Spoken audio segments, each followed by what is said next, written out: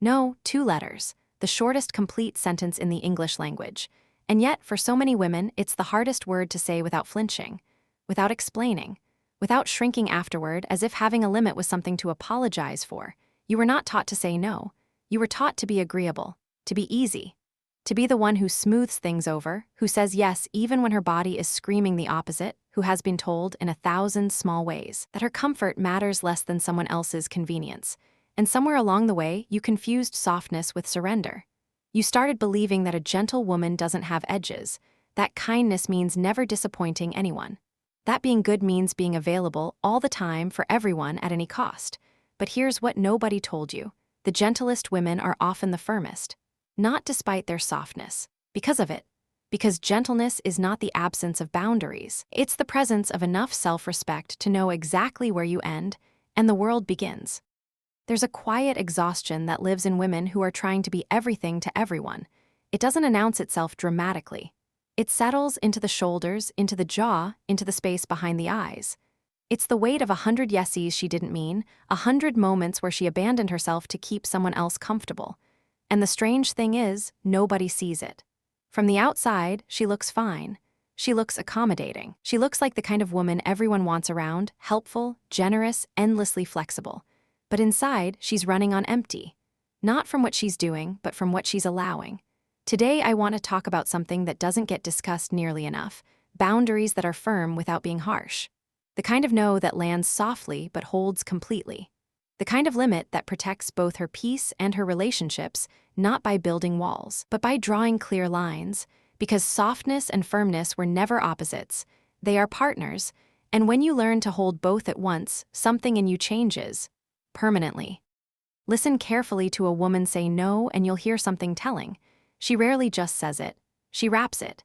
She pads it with excuses and justifications and preemptive apologies. I'm so sorry, I would love to, but I can't because, oh, I wish I could, it's just that. I feel terrible saying this, but...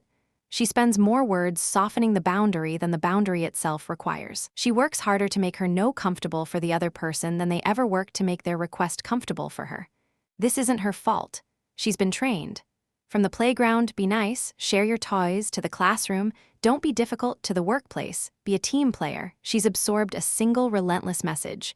Your no is a problem to be solved. An imposition. Something that needs to be palatable, reasonable, accompanied by a 3-point justification and a promise to make it up to them later. But here's what happens when you apologize for your boundaries. You teach people that your limits are negotiable. That your no is actually a maybe. If they push hard enough, if they make the right face, if they argue convincingly enough, you'll fold. And worse, you teach yourself something devastating, that your needs are secondary, that your comfort is less real than someone else's disappointment, that protecting your own peace is somehow rude. The first boundary you need to set is not with other people, it's with your own guilt. You are allowed to say no without a reason, without a justification, without a single word of apology.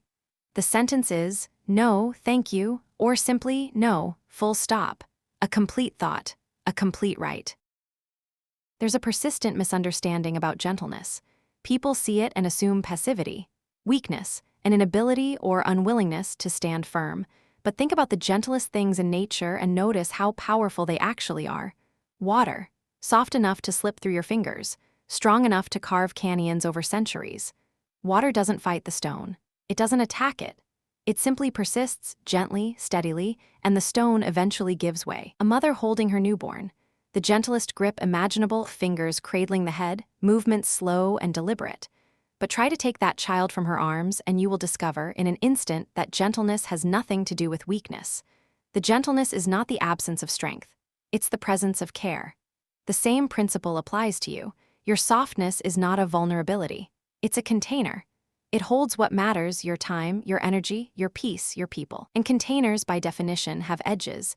They have limits. They know what belongs inside and what doesn't. A gentle boundary is not a weak boundary. It's a boundary delivered without armor, without the aggression we sometimes reach for because we're afraid our no won't be respected otherwise. And here's the paradox. A gentle no, delivered without anger, without defensiveness, without explanation, is often more unshakable than a harsh one, because there's nothing to push against. It's simply there, a fact, like a wall made of silk. You can touch it, you can't move it. That's the partnership. Firmness gives the boundary its shape. Gentleness gives it its grace. Neither works without the other. Long before you can articulate a boundary, your body registers the need for one. It's the tightening in your chest when someone asks too much. The drop in your stomach when you realize you're about to say yes to something you don't want. The sudden exhaustion that settles into your bones after a conversation where you gave more than you had, more attention, more energy, more emotional labor than you could spare. These sensations are not random. They are not weakness or overreaction. They are information. Your nervous system is telling you, in the only language it has, this is not for you. This is costing you something. Pay attention. But most women have been taught to override these signals, to push through the discomfort, to prioritize being accommodating over being honest with themselves. The body says no and the mouth says of course, and somewhere in the gap between them, resentment is quietly born. Gentle boundaries begin with listening, not just to what you think you should do, but to what you actually feel. The subtle physical language of your own limits. When you learn to notice the tightening before it becomes pain, the exhaustion before it becomes collapse, you gain something precious. Early warning. The ability to set a boundary not from a place of overwhelm, but from a place of self-awareness. Calmly, early, before the resentment has anywhere to grow. I notice I'm feeling stretched. I need to pause here. I can't take this on right now. These aren't dramatic declarations. They're simply the truth, and your body has been trying to tell you the truth for a long time. It's time to listen. This is the fear underneath everything. The real reason so many women struggle with boundaries. They're not afraid of being rude, they're afraid of being left. Somewhere deep in the architecture of the self, there's a quiet terror. If I say no, if I disappoint them, if I'm not endlessly available, if I have needs of my own, they will leave. They will love me less. They will decide I'm not worth the complication. And so the yes keeps coming. Again and again. Not because it's true, but because it feels safer than finding out what happens if it stops. Let me tell you something important. Something I wish someone had told me earlier. The people who truly love you, the ones who genuinely belong in your life, will survive your no. They may be disappointed. They may need a moment. They may have feelings about it. But they will not punish you for having limits. They will not withdraw their love as a condition of your self-respect. They will not make you pay for protecting your own peace. And the people who do? The ones who guilt you for every boundary, who treat your no as a betrayal, who need you to be endlessly available in order to stay. Those people were never loving you. They were using your yes. And the sooner you discover that, through the simple, terrifying act of saying no, the sooner you free up space for relationships that can hold all of you. Your yes and your no, your presence and your absence, your softness and your spine. A boundary is not a rejection of the other person. It's an acceptance of yourself. And anyone who can't tell the difference, that's someone you needed to know about. Here's what happens when you start practicing gentle boundaries. At first, it's uncomfortable. You'll feel guilty. You'll second-guess yourself. You'll want to call back and explain and apologize and undo it all. Your body will register the boundary almost like a threat because you've spent so long without one that any limit feels like danger. Do it anyway. Because eventually, maybe after the 5th time, maybe after the 20th, something shifts. You start noticing that the world didn't end, that the people who matter are still right there, that your life didn't collapse, in fact, it got quieter. Lighter, there's more room in it now, more space for the things you actually want, the people you actually miss, the quiet you actually need. And then you notice something deeper, something that changes everything. Every time you honor your own limit, you build a little more trust with yourself. You prove not to anyone else, but to you that you are someone who will protect her own peace, that you're not going to abandon yourself just to keep someone else comfortable. This is the real transformation, not in how other people treat you, though that will shift too, but in how you treat yourself. The woman who can say a gentle no is a woman who has decided she matters, not more than everyone else, not at the expense of everyone else, but as much, just as much. A full participant in her own life, not a supporting character in everyone else's. She is still soft. She is still kind. She is still the woman who will hold space for you when you're breaking. She is still generous with her time and her heart. But she is no longer the woman who will break herself to hold you. And that quiet, unshakable choice to stay whole is not selfishness. It's not coldness. It's not the abandonment of softness. It's the deepest form of it. So here's what I want you to try. The next time someone asks you for something you don't want to give, something that costs more than you have, something that sits wrong somewhere in your body, I want you to pause before you answer.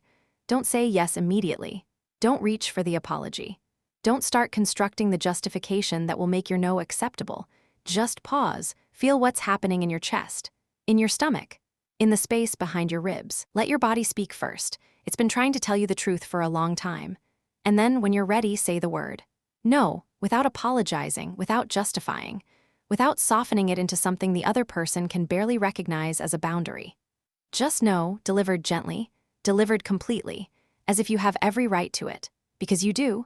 The woman you're becoming, the one who is both soft and strong, both open and protected, both generous and self-possessed, she knows something the old version of you was never taught. A boundary is not a wall, never was, it's a gate, and you are the only one who holds the key.